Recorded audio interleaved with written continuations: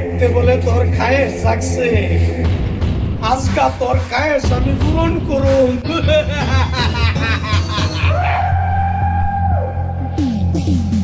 উস্তাদ, আমি জানি না হ্যাঁ আপনি যদি জানতাম তাহলে আর আমি মারতাম না। আমার এবারে মতো মাফ করে দিন, ক্ষমা করে দিন। এই তুই আমার চিনস? ক্ষমা বলতে আমার ভিতরে কিছুই নাই।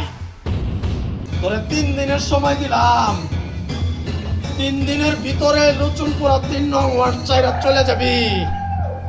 3 দিন পরে যদি তোরে দেহি তাহলে তোর আত্ম কাটটা তোরে গাঙ্গ বানায় দেন। এই চল রবি। অশান্তি অশান্তি অশান্তি হইব, ওইখানে আমার লোক আছে, বলেন কি করতে হবে?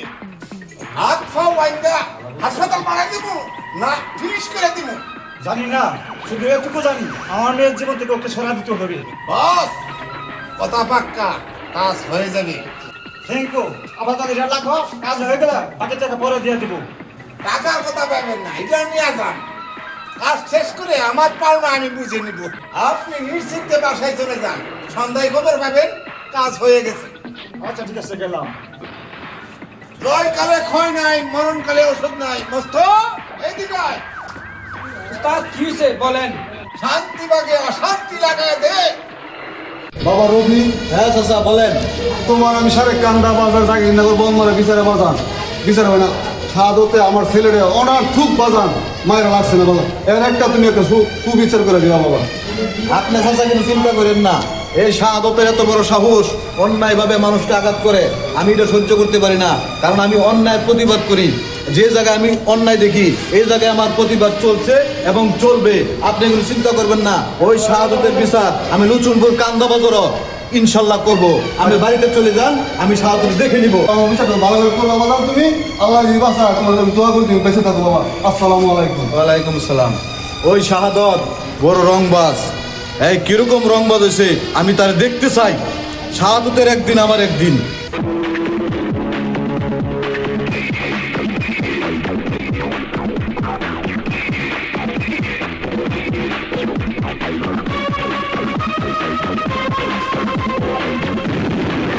ওই শাহাদত, ওই শাহাদত, তুই অন্যায়ভাবে ওই মাস্টারের ছেলেরে মারছস। আমি তার প্রতিশোধ নিতে এসেছি।